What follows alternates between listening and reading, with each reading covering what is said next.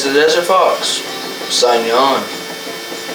So, for today's episode, I would like to continue this series. This series for me is, well, very interesting and it's highly viewed.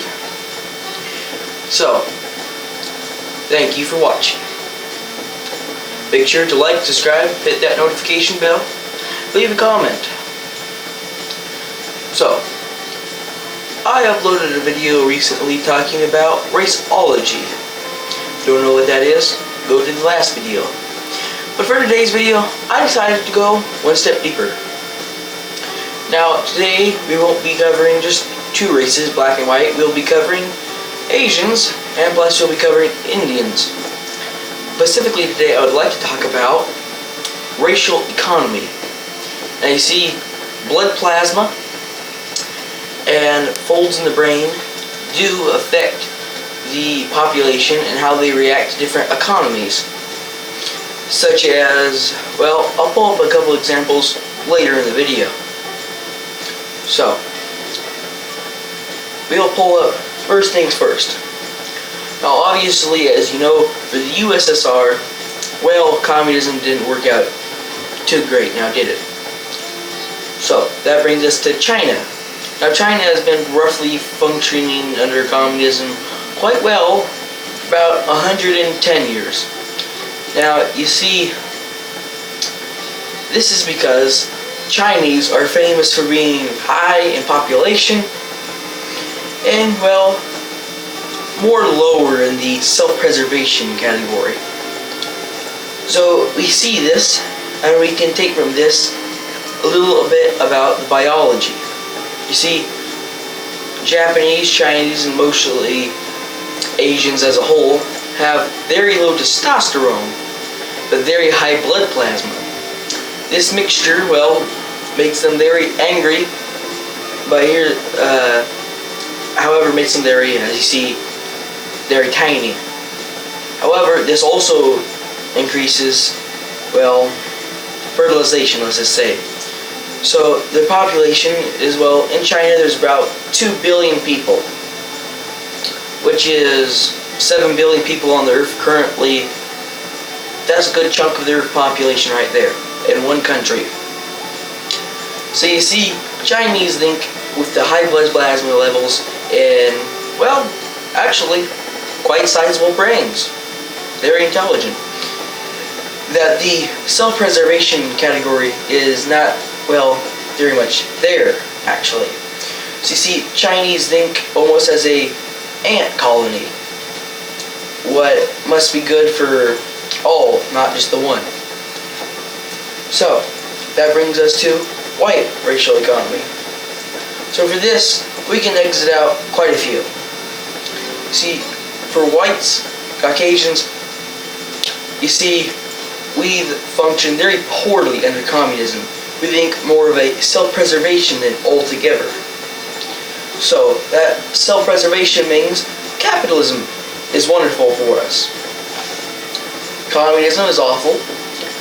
However, a good system would be National Socialism for us, and a couple other systems I forget at the moment.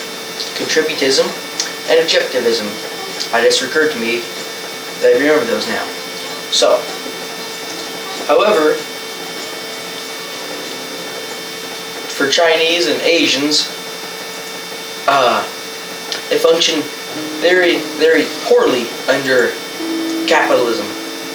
Now you see, the worst system for probably white people is either, I can't decide, communism or corporate consumerism. If you go to any small rural town in America, you'll see more and more the towns getting smaller and more drained. Why is this?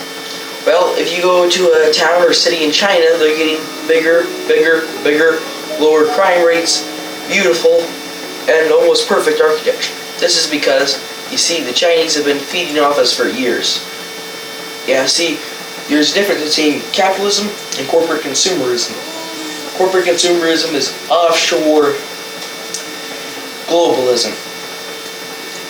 Now, capitalism is right here for the country, of the country, not trading like madmen. So this would mean that globalism and corporatism has drained America, specifically the Caucasian population, of quite a much wealth. This brings us to Indians from India. Now, from what we know, they function only under one system, and that would be capitalism. You see, it's very hard to find a balance between mixed races, which are Indians slightly. They're slightly Arabic.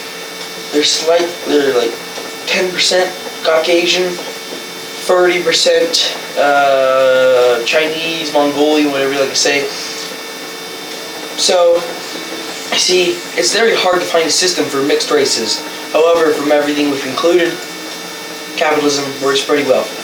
Now, you see, for the black population, this would be the most difficult. So the only way we can actually find a system where there's the lowest homicides, the lowest crime rate, the highest employment rate, the lowest unemployment rate, well, it's almost impossible to find. So from what I have concluded, and from what many other researchers have concluded, we see that the only good system for blacks is really tribalism. Tribalism allows to establish their own small communities and you see, once we get a large black population together, we see crime shoot up. If we have small black populations and small corners like tribes, we see very low crime. So this would be the best system for blacks. Now, we'll go more in depth in part 3. For tomorrow's part 3, we will go deeper into each race's biology and specifically the history of each race. I thank you. Now, Desert Fox, signing off.